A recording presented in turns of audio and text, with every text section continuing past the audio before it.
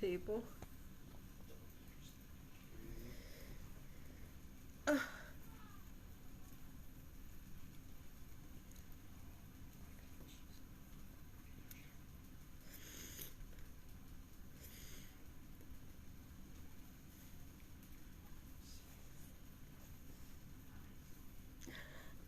Hey!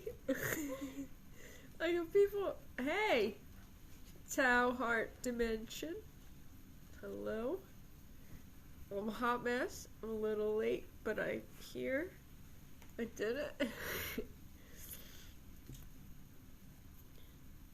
Can you hear me okay? Give me a thumbs up if you can, please.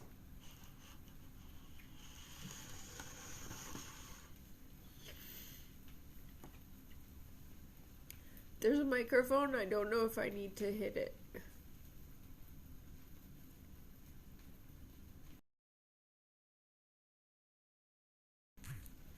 Turn it off. Oh, thank you so much, Rima. I'm a rookie. I'm not good with lives, but I'm taking my own advice. You know, if you want your life to change, you have to change your life. So I don't normally do this, but I decided it would be fun. And what better time than now in the throes of the holiday when, the narcs are in full effect, trying to hoover people. I got a message yesterday from the narc mother. She's blocked on my phone successfully, thankfully, but the message went through on my husband's phone, and he got her hoovering text message saying something like, I have to get him to text it to me to screenshot it so I could post it, but it's something like, it's the holidays, it's been so long, like, what's up, Amber? Are you gonna text me that? You gonna screenshot that message, Joe? Yep. So, alright. So, I'll talk about my hoovering situation. Okay. Here's what the message says. My hoovering thing. Thanks, Joe. My husband's here. Hey, got a story to tell. Hey, Amber. Alright, this is what the narcs Hoover attempt was. Good morning, Michelle and Joe. When can Dad and I come over and speak with you both? This is important. This is a season of peace and joy. I'm trying to keep it together when I'm reading this. This is a time that we need to be together. Please consider this request not only for yourselves, but also for your children. Mom. What a joke. So, that's the text, the hoovering text that was sent out to my husband and I yesterday. They just don't stop, you guys. So, my story, if you've been following, in 2019 is when I really just started to cut them off, to extricate myself from their misery and toxicity. I fully submerged myself in learning about all this, and hey guys, this is awesome that you're all here. So in 2019, look, I have my master's degree in psychology, and I say this all the time, there's no shame in the game of not knowing what we're dealing with. It's incomprehensible to good-hearted, decent human beings.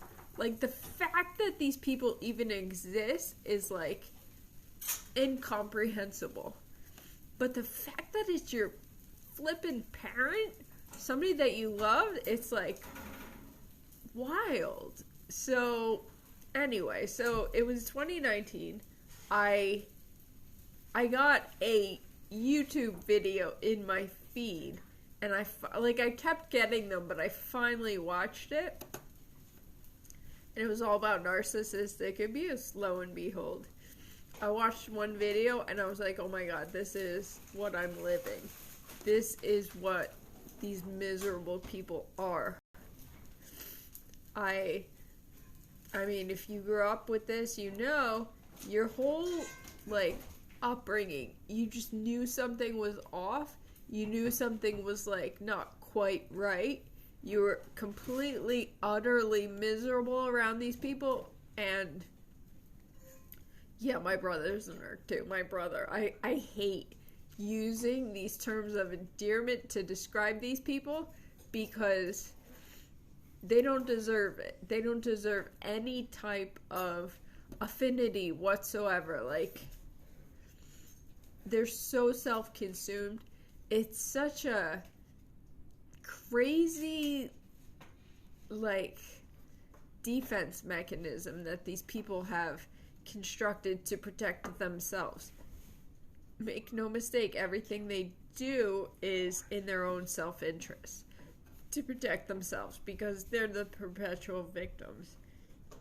My older brother was the golden boy, and he's definitely a narc too. He was groomed by them to, you know, but I'm totally going off tangent, but make no mistake, the golden children no child is spared from the dysfunction that ensues from having a narcissistic parent.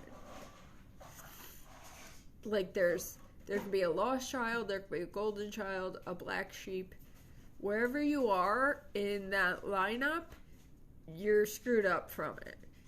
Thankfully, as the black sheep, I have the best chance at having an awesome life and moving forward with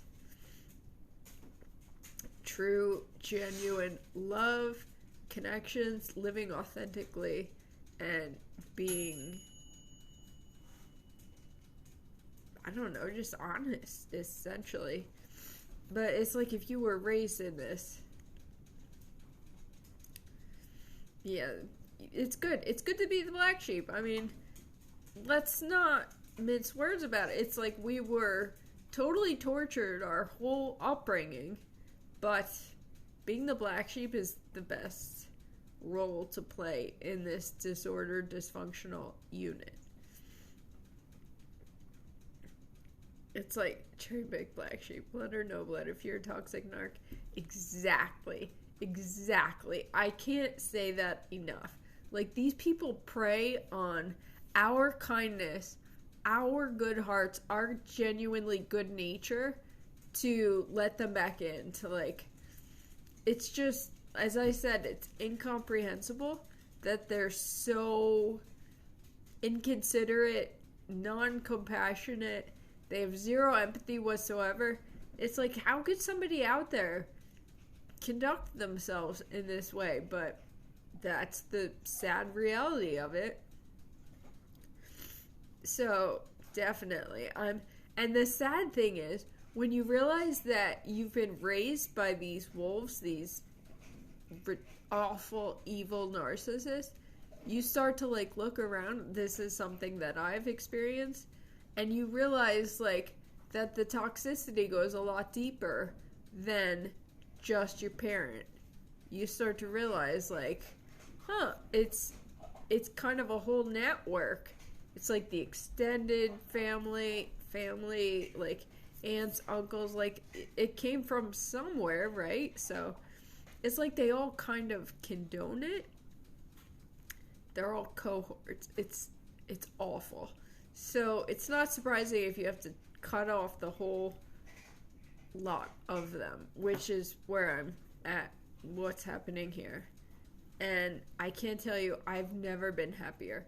So I said in 2019, I started to, like, wake up to everything, and I started to realize that this is what I've been dealing with, is the narcissism and the toxicity.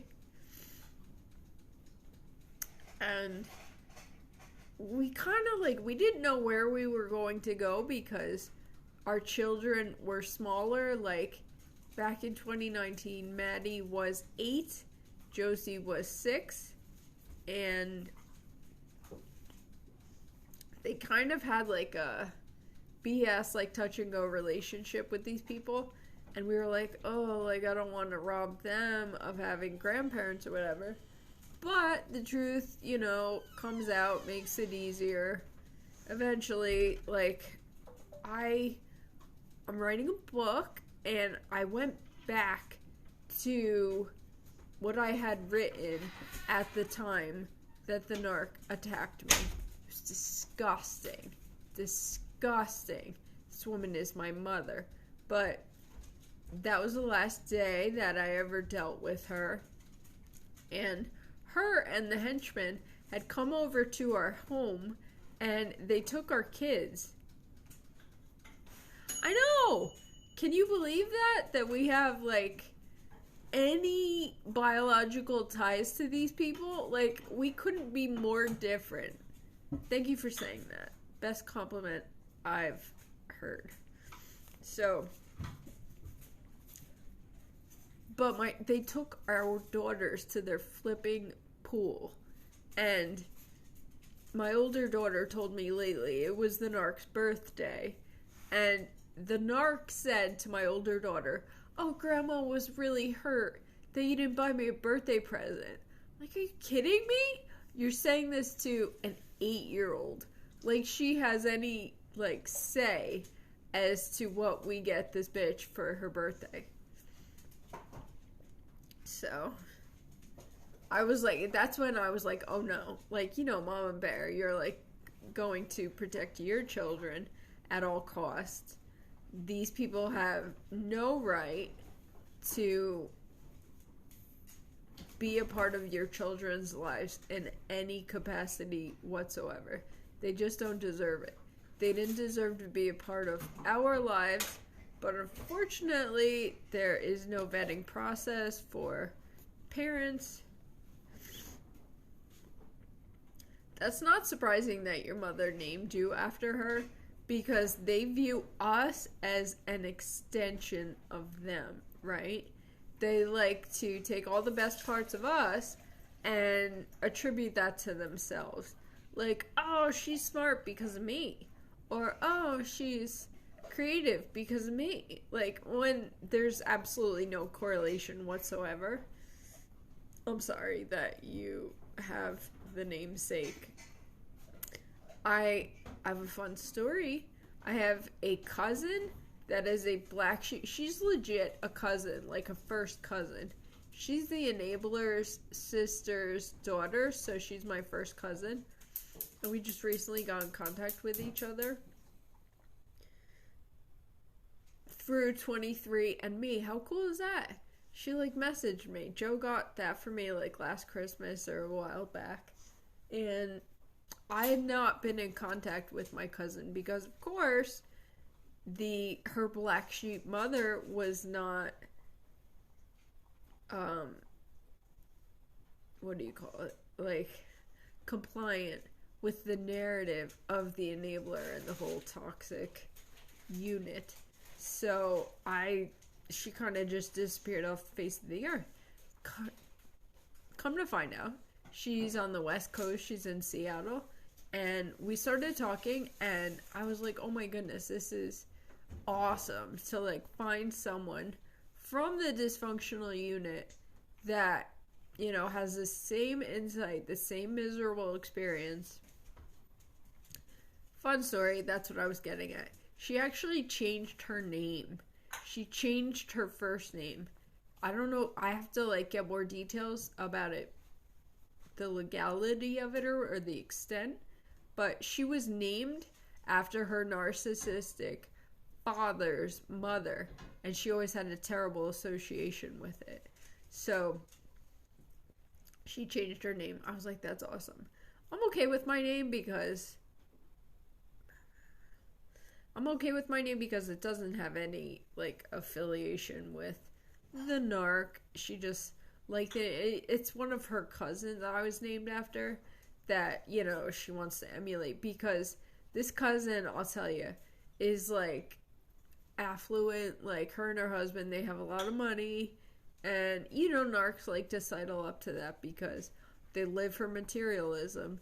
So, but I was born obviously before they had erected their empire, before they had all this money. So that's where my name came from, Michelle. Take my daughter to get her nails. No. Oh, yeah, they'll flip on a switch, right? Like, I'm reading what you wrote, Lindsay. Like, the narc mother act like, oh, my granddaughter, I'm going to take her out. I love her so much. And then the second she resists or doesn't, kiss her butt or, jump on the bandwagon of how great the narc is, the narc will flip a turn on a dime. Like, oh, she's so ungrateful and everything else. Like, no. You know what? She's smart, and she knows better than to... Kids are amazing, man. They pick up on it. Like, Joe and I were really nervous about, again, like I was saying, about our daughters and cutting off their contact with these nightmares, the toxic duo. They didn't skip a beat. They were actually, like, we didn't make it an issue. We didn't want to get our kids involved in this.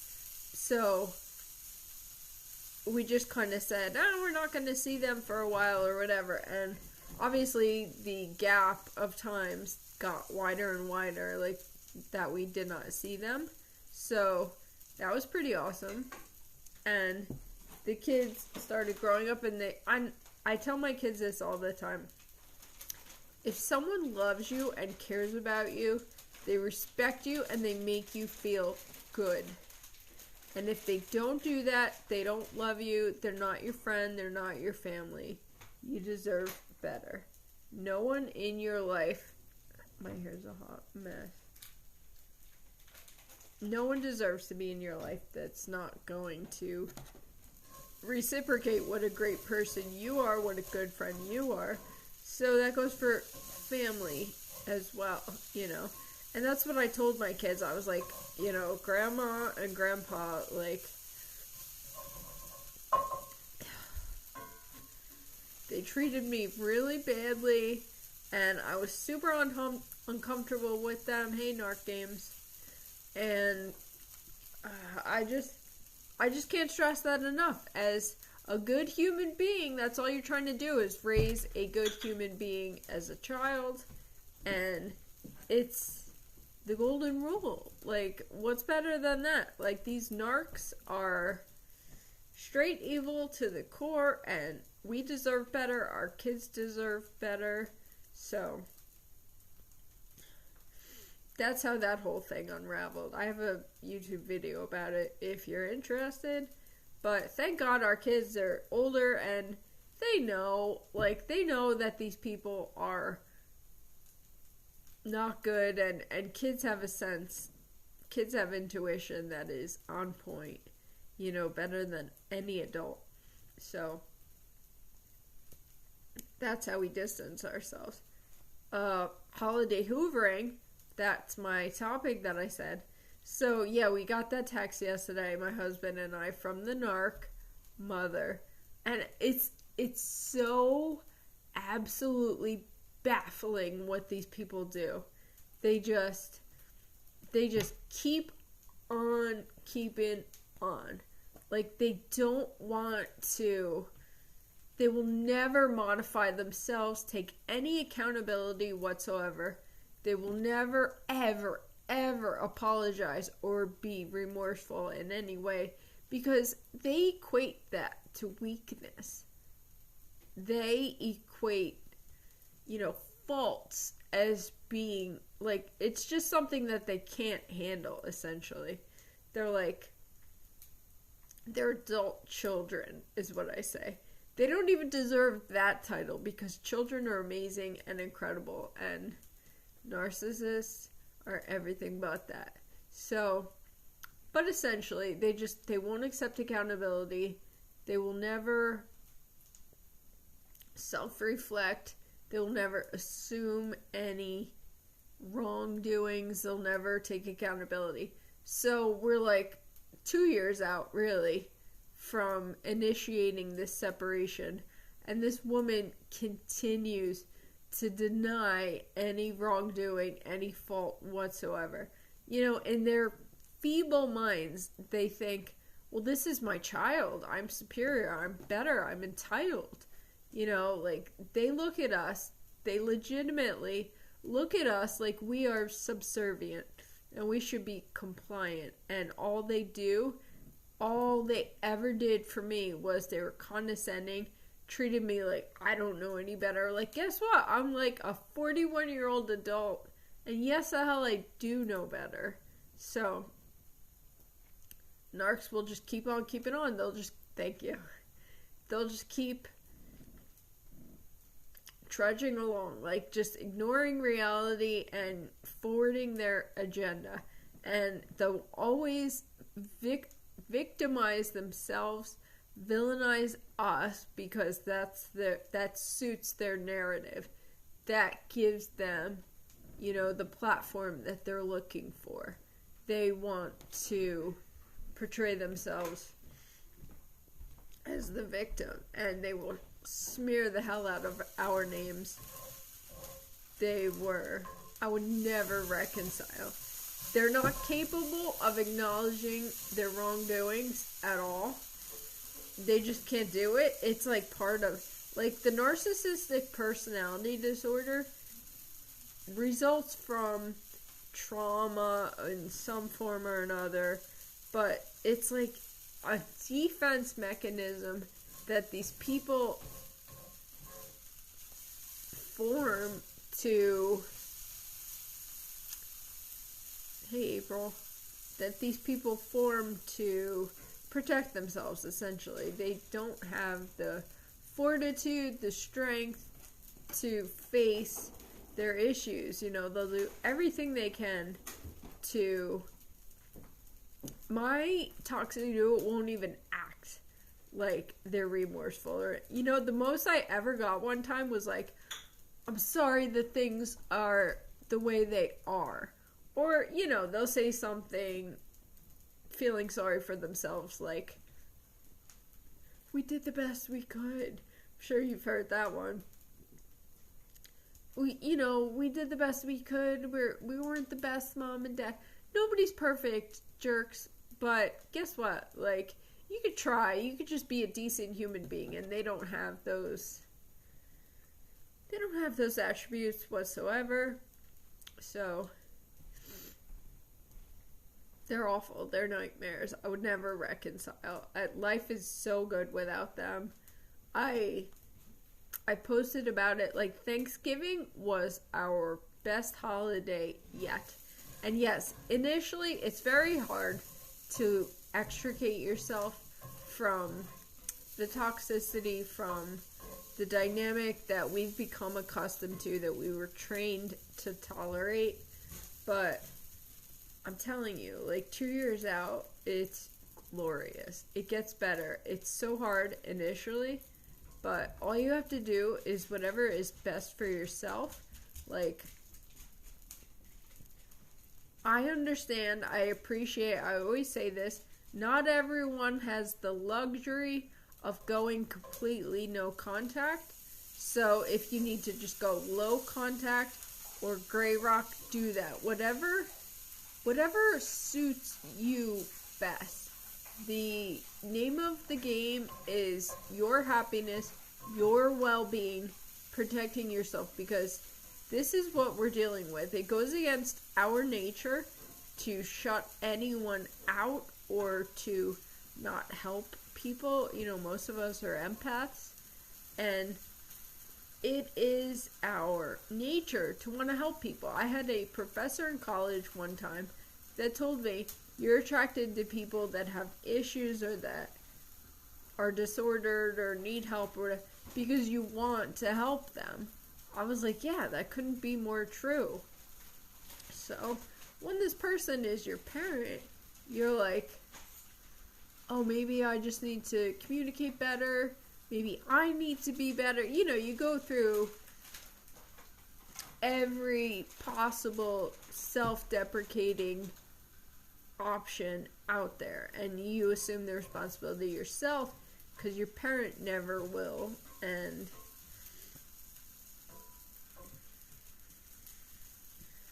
it's, hey Muhammad, but they will never assume accountability, and if they do, it's all a manipulation tactic. The most you'll get probably is like, oh, I'm sorry you feel that way or something. They'll never say, I'm sorry, legitimately meaning it for anything that they've done. They twist everything in their minds that they can do no wrong. They're never wrong. So they'll justify all their wrongdoings. Like, well, she needed me to act that way. I had to be that way because, you know, ultimately, at this point in my life, my husband says it all the time. They have no idea who I am. They have villainized me to such an extent that they believe they're BS. And, you know, if there was like some kind of masked contest where I was behind, they would have no idea who I was. I know it's hard, but you'll get there. It's absolutely worth it. Keep your eyes on the prize. I have a common denominator between everyone that I hear that has gone no contact. The only regret is not doing it sooner. It's something that we deserve. They make us think otherwise. They try to burden us with their issues, but they're not our burdens to bear. And one of the hardest lessons I've had to learn in this life is that it's not my responsibility to fix these people. And that's hard. That's a truth that we most certainly need to accept. It's pivotal in our healing. It's like, of course they think that it's us. I don't know how to scroll back to read these. There we go. They think we're they'll always deflect. They will always say that. When I initially started separating myself from them, and I made the mistake of mentioning narcissistic abuse to the enabler, we were going back and forth, and he was like I sent him an article or something about, are you like done cooking? Yeah. My husband's cooking. I'm sorry.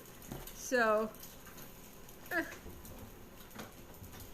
you're like the stupidest person in the world by not knowing. They do that. They do that intentionally. It's all a power trip with them. They're always trying to make themselves, elevate themselves however they can. It's pathetic. It's juvenile. It's ridiculous.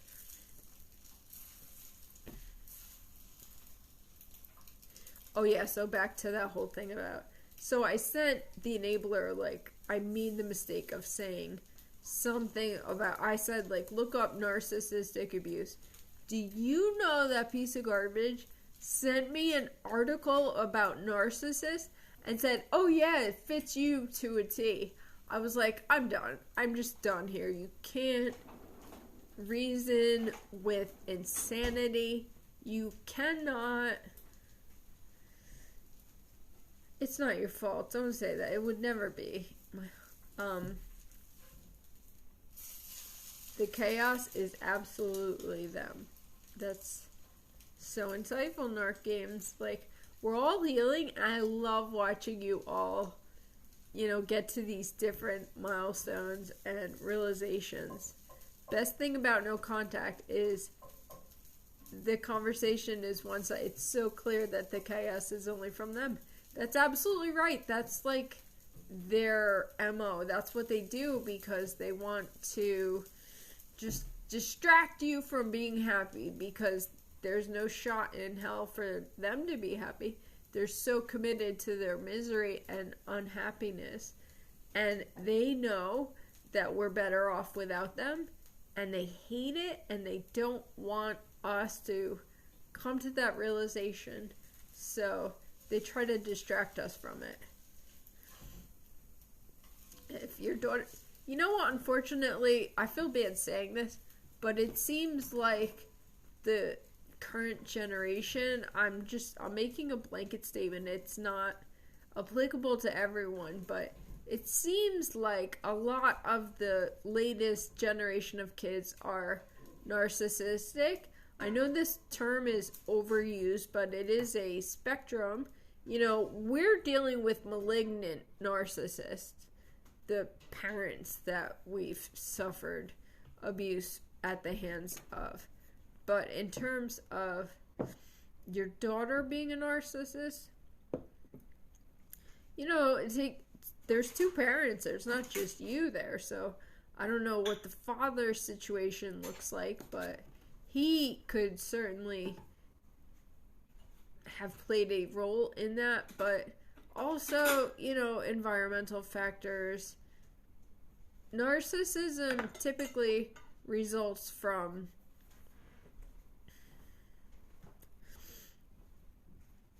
situations, basically, like trauma. So it's not your fault that your daughter's a narcissist. I mean, unless you were totally like, there is an extent that parents can play a role in, like my ex, for example. His mother, 3,000 and his dad, 3,000% like had a lot to do with him being a narcissist. They made him think like, oh, you're the best thing on the face of the planet. What if I didn't know how to do this thing? What? Exactly. Like narcissists, I have a peripheral narcissist that I deal with. Unfortunately, you know, you can't get them all out of your life. And he is so simple. Like, he is so committed to, like, he has to be the biggest, baddest, and the best. And no one around him can do anything worthy of acknowledgement or any kind of achievement.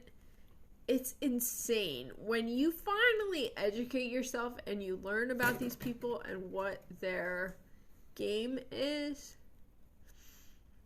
it's like, it's almost entertaining to sit back and see it for what it is. Okay, I'm reading you were overprotective and her dad was emotionally absent. That could have something to do with her narcissism. I mean, the upside is, like I said, narcissism runs on a spectrum.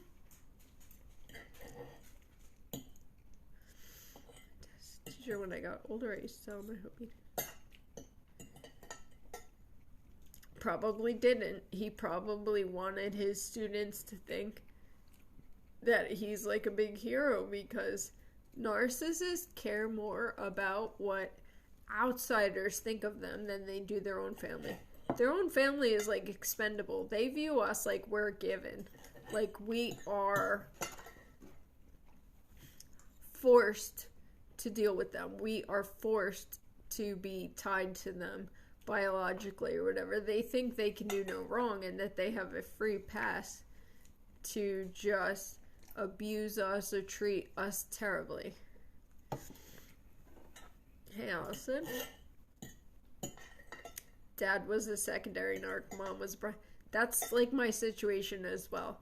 I think that the father, I like to call him the henchman, he's more of an enabler. Like, he supports her like to the death, you know, she's the best of everything, and he completely sacrificed us children, myself and my older brother, to entertain her. Like, he would humiliate us, put us down, and disgusting, just completely incomprehensible.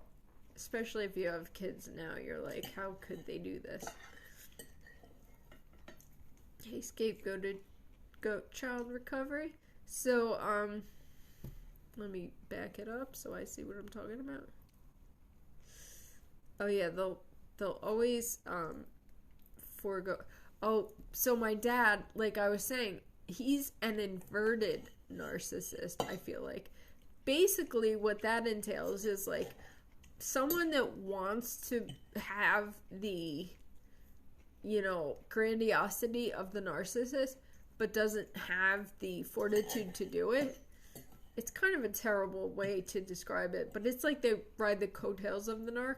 They want to be a narc. Like, I see that with the enabler, my henchman, father, whatever. Like, they very much share the same motivations. They want so desperately to portray themselves like they're affluent, like they're bougie, they're so materialistic and superficial. So that's what an inverted narcissist is. It's like they ride the coattails of the narcissist, essentially. They just don't have the bravado to, conduct themselves the way the narcissist does, in that ruthless, abusive demeanor. They're just as bad, don't get me wrong, but inverted narcissists are disgusting. They're just as harmful and destructive.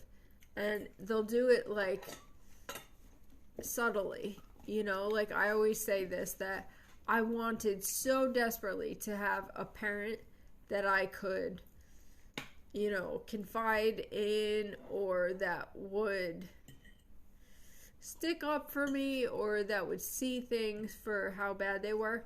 And he always failed me. Always. He was like, he viewed his loyalty to the narc as like love. They're so demented, you guys. Can they change? I do not believe so. I do not. Like, change requires an ability to self-reflect, to do the work, and these people, the whole narcissistic personality disorder is an effort to avoid that. The whole personality disorder is a defense mechanism. It's designed to protect them from reality, essentially, to protect them from their issues that they don't want to deal with. Yeah, these people are always on their best behavior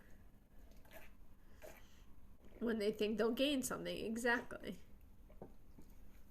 They'll treat you like crap. Like, I witnessed this with the narc mother. Like, I watched her treat people like garbage that she knew she had nothing to gain. You ever heard that quote, like, what is it? You see someone's true colors when you see how they treat people that they have nothing to gain from. It's very true. More than he did.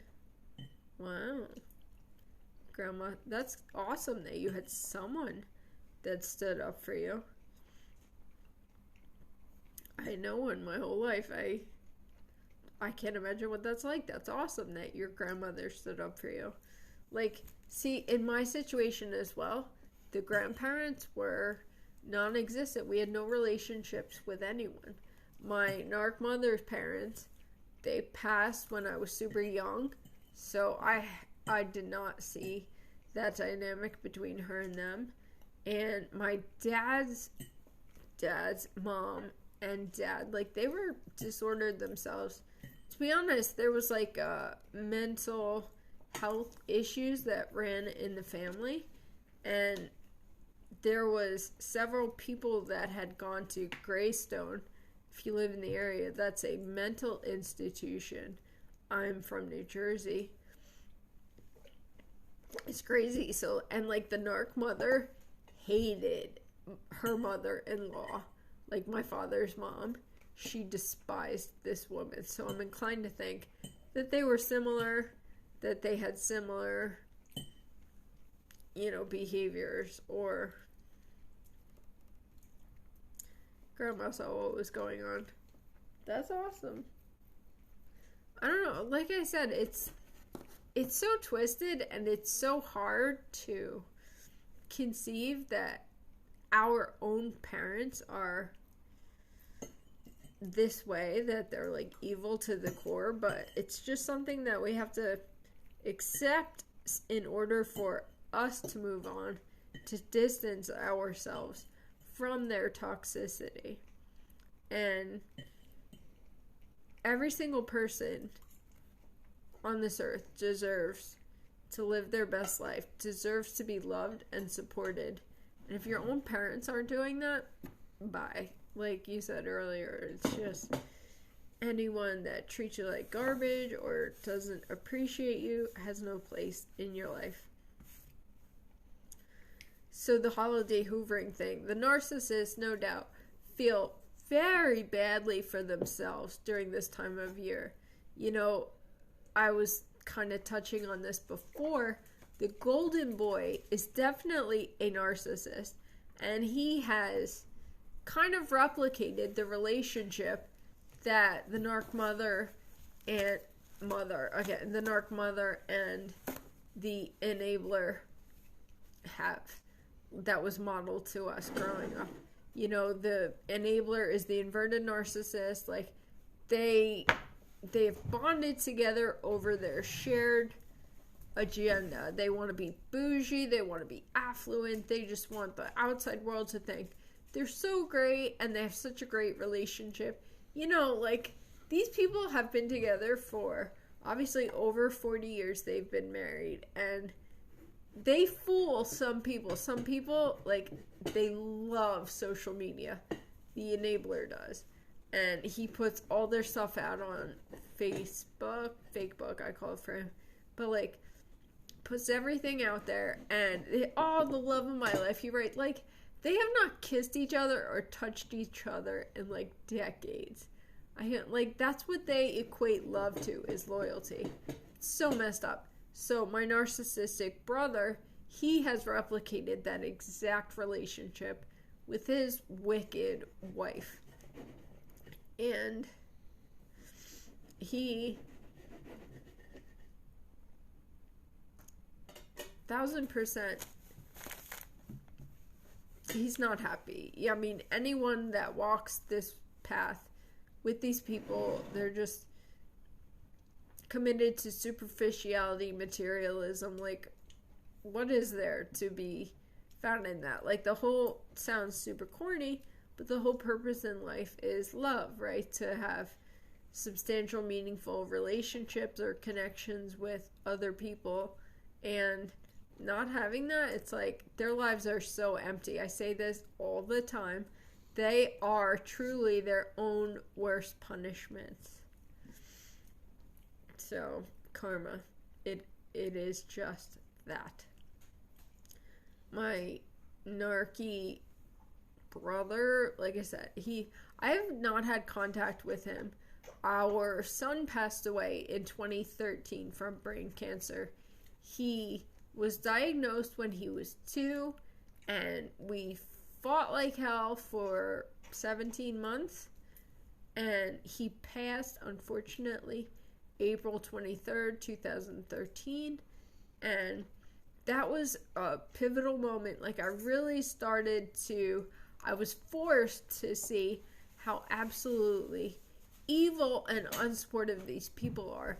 They say when the chips are down, you know who's in your corner, who's your family, who's going to support you. And obviously these people, hey Carla, these people did not, thank you for saying that, Rima. It was an agonizing experience, but I'll tell you what, we are so blessed beyond measure that we have our family. And it's awesome to have a family where we can actually love and appreciate each other and our beautiful children. And it's so cool to see them. It's so cool to see them thriving, and we respect them and we appreciate them. Something we never had growing up, right? So it's a totally different perspective. It's like being a parent. It's like, how could we grow up in this environment where we were treated this way. It's super sad. It puts a totally different perspective on it. And I say this too, you have to grieve what you were subject to. You have to grieve your lost childhood, because we did not have a childhood. We were existing. We were surviving. We were oppressed. We were constantly under their foot, under their thumb. They were condescending to us. But for the holidays, they're going to feel super sorry for themselves. I was saying that, I'm sorry, I keep getting off track. But the golden boy, the narcissistic older brother, him and his wicked wife, everything is about her and her family. So the toxic duo, they get like the day before a holiday to be with them. Like Joe and I used to be the hosts for the toxic duo for every holiday. And we're fun, man. We like to do like fun things. We have contests. We have great friends that join us. And they really reaped the benefits of that. They don't have anywhere to go now, because with the golden boy and his monster wife, they celebrate holidays with her family. And so the toxic duo gets like the leftovers. They get the day before. So the day of the actual holiday, they have no place to go. And okay, like I give none what's about that, because they can stew in their own gravy. They made their beds. They reap what they sow. They want to treat us like crap, and they still can't find it within themselves to apologize for anything. And both myself and my husband have given them extensive examples of how they disrespected us and mistreated us, and they still can't say that they're sorry or apologize for flipping anything. It's insane.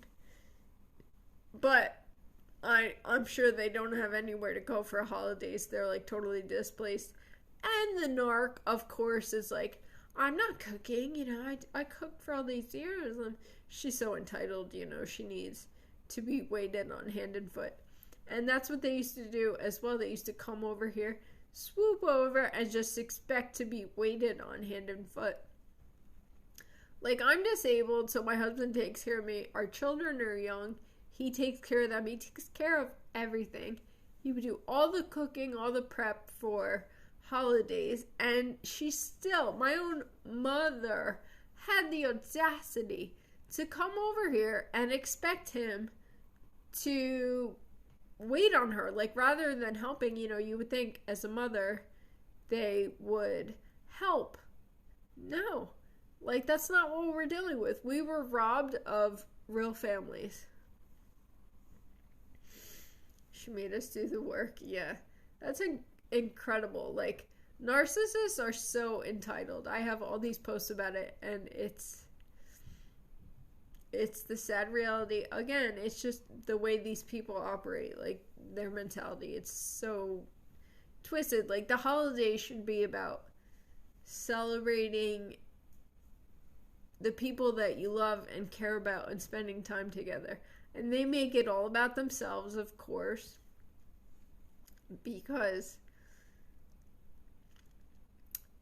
that's this fictitious world that they've erected to protect themselves. Everyone lives to serve them. It's their happiness that trumps everyone else's. It's insane. So, I've got a little bit of time. If anybody wants to share your horror story or your war stories about your holiday hoovering, that'd be awesome. I know it's a lot to type. Hosted when your 85-year-old mother-in-law helped me. That's so sweet. My husband's mom was like that. Totally. You hosted when your 85-year-old mother-in-law was helping you do dishes while your mother sat in the living room. That is exactly how my narc mother would be too. my husband's mom was completely like that. You know, unfortunately, she passed away, but God bless her. She is everything a mom should be. Like, just rolling her sleeves up, getting in there, helping you to get whatever needs to get done. But the narcissist will not behave that way. They live to be waited on. They just want to be, you know, treated like royalty, right? In their deluded minds. They believe they've, like, earned it, right? Like, oh, it's your mother. I'm your mother. Like, no. I'm sorry that your mother-in-law, like, yeah, we miss my mother-in-law. Like, she passed before we even got married. But I have to tell you, I believe in everything happening for a reason. I do believe that because my mother-in-law passed, that Joe and I got back together. You know, I broke up with Joe in college. Like, we met each other, fell madly in love freshman year, and I broke up with him because I was raised in this garbage, in this nightmare, awful, abusive situation. So I didn't know what real love was. And heck yeah, main outdoor girl. I love it. I love that you are reclaiming your holidays. And it causes so much anxiety when you subject yourselves to these people. I was diagnosed with MS like around 2001, and like, shoot, my freaking mother like would force me to go to things, and I would always be like, oh, she's got me, you know, like she knows what I can and can't do, and she'll look out for me. No, the hell she didn't. Like, there was places with stairs, like when I was still walking but I was having trouble, she would just be like, oh yeah, you have to come to this, you have to do that. I had so much anxiety. And they say that if you've ever read that book, The Body Keeps the Score by Bessel van der Kolk, the physical manifestation of trauma is absolutely legitimate. They say that it hides in your nervous system. Like, your mind might forget, but your nervous system will always remember.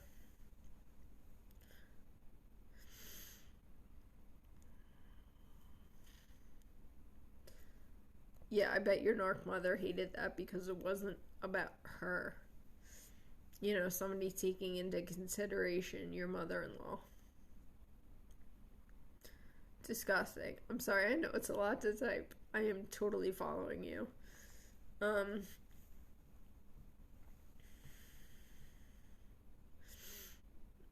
What was I? Narc mother said, well, it could be, yeah, all about them. I feel like these people are going to live forever, right? Like, only the good die young. I know that doesn't explain us, we're still here, but like, I feel like these evil people, like, I speak about this with my husband a lot, like, all she cares about is herself and living a long time and preserving her health. And I'm like, what do you have to live for? You don't care about anything, man. Like, all she does is shop, and she's all about, hey, Gigi.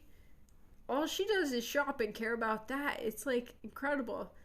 And I'm thrilled that, yeah, the mean ones live forever. I'm thrilled for my husband and I that we extricated ourselves from that toxicity, because they get old and they get worse because they get angry that they don't have the faculties that were available to them when they were younger, the manipulation tactics, and they just come down on you that much harder. They're displaced aggression and anger, and I'm thrilled for Joe and I because we don't have to deal with that. Let the golden boy have her. They deserve each other. They get bitter, absolutely. They get nastier and nastier. And, you know, she will never leave their bougie home. I made a post about this a long time ago, but it's like they have this home, right? And it's in a nice neighborhood. It's a nice home, but they just want everyone to perceive them like they're so affluent, they have so much money, and that's all they care about. You know, like they don't have a pot to piss in. They don't have any money to like maintain their home or anything like that, but she will die there. Like the narc, she said, like when we used to be in contact with her, we used to say things like, you know, why don't you move into a condo or a town or something where they take care of your yard work, snow removal, things like that. She would never do that. She will work the enabler to the bone. She would rather do that for her own happiness. She prioritizes herself. How does a daughter-in-law deal with the narc? You know what? This is a funny question because, yeah. Rima. Yeah. It's against our nature, but that's why we have to break out of it. Educating yourself is, knowledge is power. I 3000% believe that. It's like when you know what you're dealing with, it's like, I see you, you know, like you're not going to treat me like this. You're not going to. They're insane about their houses. Like, it's their property, right? It's like their narc den. That's my daughter. Anyway, so she will die in that house. Like, she doesn't care about anyone's well-being, about my father. Yes, no, I'll tell you what, when I was back with the narc ex, like, he had me, I was blowing leaves in the yard. Like, back then I was still mobile and stuff, but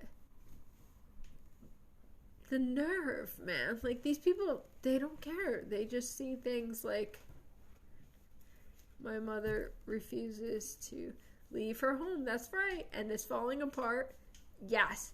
You know, the only reason why these nightmares, they fixed their bathroom because literally the wall, like, collapsed. Like, there was a hole in the wall in their shower in the bathroom.